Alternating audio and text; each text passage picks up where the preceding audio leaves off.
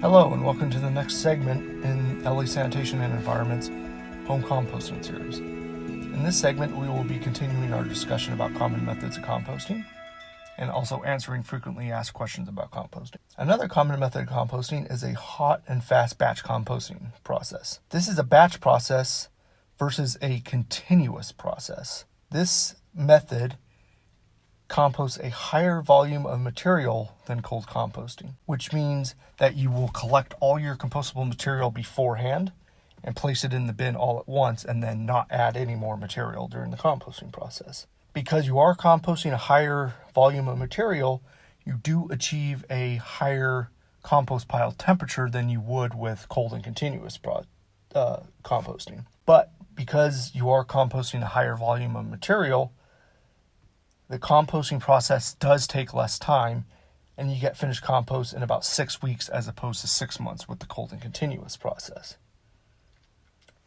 This slide depicts a cutaway of a hot and fast composting bin, which, as you can see, it's identical to what's going on inside a cold and continuous composting bin. It's just happening faster. So you still have your compostable material, your worms and other insects that will make their way into the bin, your moisture content, and then as you move down, your more broken down material and finished compost. We will now move in to discuss some how-tos about composting, as well as answer frequently asked questions about composting. The first question is, what is the proper mix of material for your composting bin? The rule of thumb is you want about a 50-50 mix of green and brown material by volume.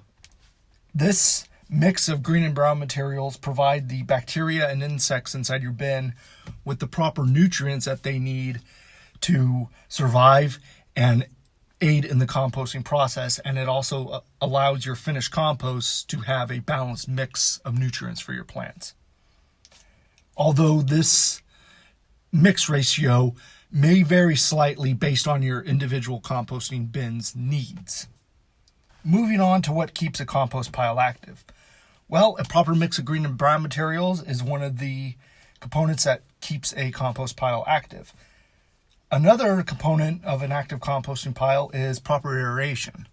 This means turning the pile and keeping oxygen introduced into your composting pile.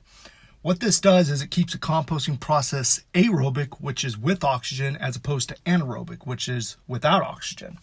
If you let your composting pile go anaerobic, the material will start rotting rather than composting. The third component of an active composting pile is having proper moisture content, meaning you don't want the compost pile getting too wet, nor do you want it getting too dry, because both of these extremes can negatively impact the composting process. Another frequently asked question is, what size should your compostable material be? The rule of thumb is you do not want twigs, leaves, food scraps, etc. being any larger than your pinky finger. This is because smaller pieces decompose faster, because there's more surface area for the bacteria and insects to start eating at the material. Next, what should the moisture content of my compost bin be? The moisture content of your compost bin should be that of a wrung out sponge after you're done doing dishes. You don't want the material so wet that when you reach in and grab a handful of material, it's dripping water off the material, nor do you want it so dry that when you pick up a handful of material, it crumbles to dust in your hand or is crunchy. By maintaining a proper moisture content in your bin, it allows the composting pile to attain equilibrium and aids in the composting process.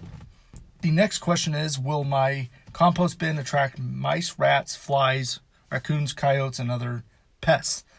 The answer to this question is, if you properly maintain your compost bin, you should minimize any pest attraction.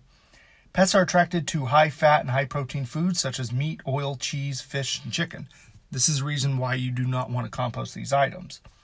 To help mitigate pest attraction to your compost bin, if you are composting any vegetable scraps, when you're adding vegetable scraps to the bin, pull back some material that's already in the bin and bury your vegetable scraps. This will help mask the odor of the vegetable scraps and mitigate any pests that might be attracted to your compost bin. Next question is, where's the best location for my compost bin? Rule of thumb is you want about equal amounts sunlight and shade for your compost bin. This of course varies based on your location. If you live by the beach, you want some more sunlight. If you live in the valley area, you would want more shade. This is due to the fact that you want to maintain a consistent temperature inside your compost bin so your compost pile doesn't dry out too fast, nor does it retain too much moisture. Another question is, will your pile smell bad? The answer to this question is no, not if you take the following steps. To maintain proper moisture content, turn the pile often to aerate it. This keeps the composting process aerobic with oxygen as opposed to anaerobic without oxygen.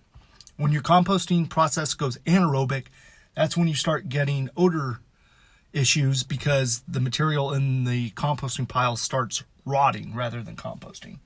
The next frequently asked question is, can you construct your own composting bin? The answer is absolutely.